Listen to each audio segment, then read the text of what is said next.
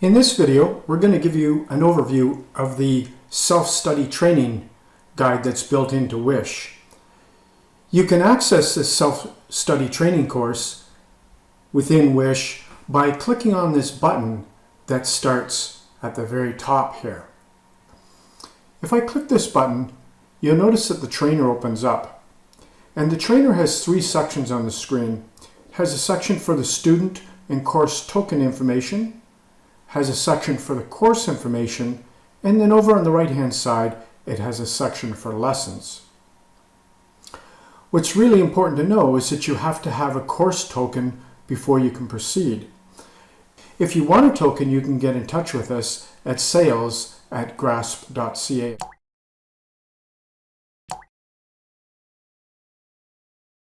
The process starts by initiating a course token. You only have to initiate your course token one time only. So once you've initiated, you never have to do that again. In my case right here, I have a token in front of me and I'm going to type it into the screen. So my token number that I'm going to use is C9327846. When you type in a token, you're going to click on the Activate button right here. The Activate button pops open this screen and you have to provide some information. You have to provide your name. It's really important that you spell it properly and make it look good because this is what's going to end up printing on your certificate. So for example, if I was to type it all in capitals, that might not be a nice look on a certificate. The choice is yours, however. Myself, I would prefer my name to look a little bit more prestigious by properly casing it. Make sure it's spelled right as well because it's difficult to correct that after. Next, you must enter your email address. This has to be a valid email address. Has to be your email address, by the way, not the one that I'm typing into the screen.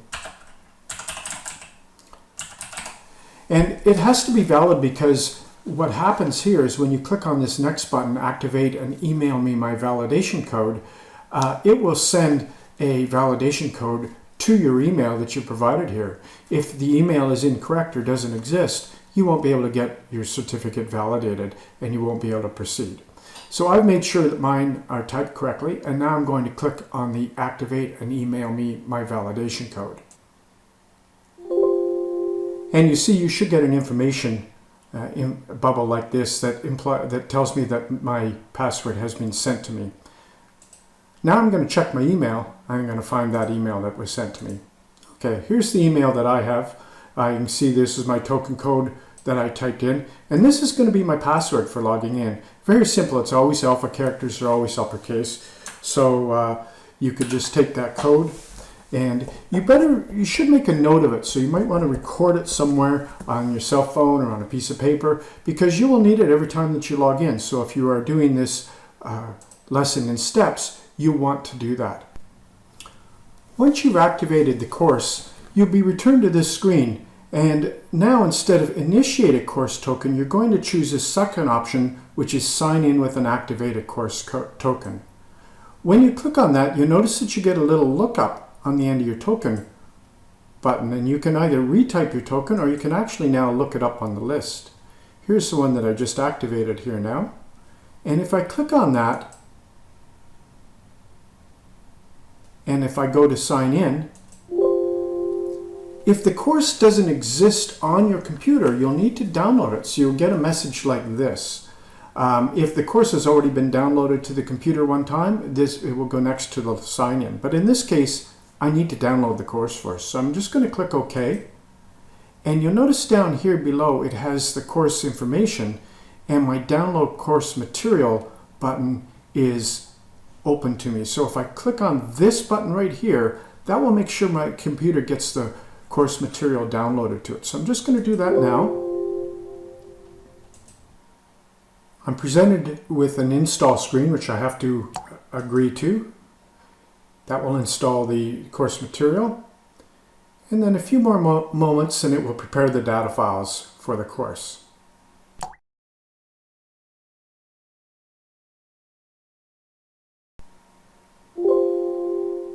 Okay, you should get a message like this that lets you know that the course has now been downloaded to the computer and you can continue with your sign-in.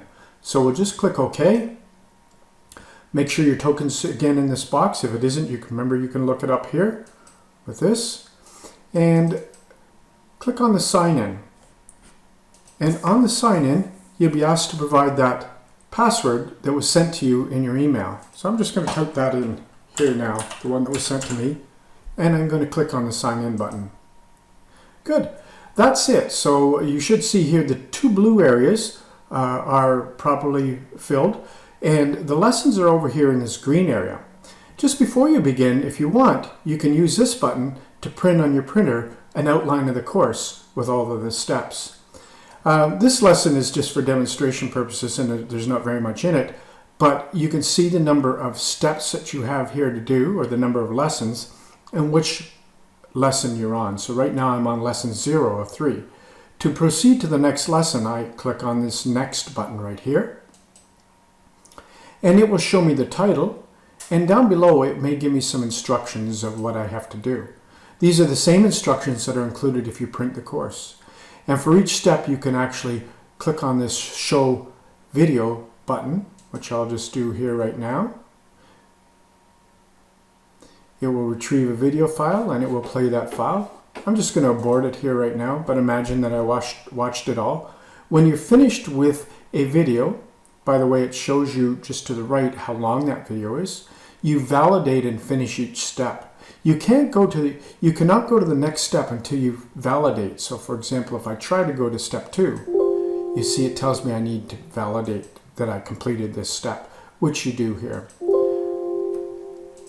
Now some steps have exercises. So for example, if I go down to step 2 in here, you'll notice that it's actually telling me what I'm going to need to do in here. So I need to, after I watch the video, I need to actually go through the steps that the video covers. And these again, if you were to print the course, these would show up on a printed piece of paper for you to follow along with. So again, if I were to show the video in here, it will pop up with a video of the steps that are described in the lesson. And I'm just going to abort that here. And if I try to finish without completing the steps, you'll notice that it checks that I didn't do that. So I actually have to go through and do those steps. Anyway, that's how you use the tutorial or the trainer. And if I actually am in the program, which I'll just do right here, it's asked me to log in as Marg, and that's what I'm doing.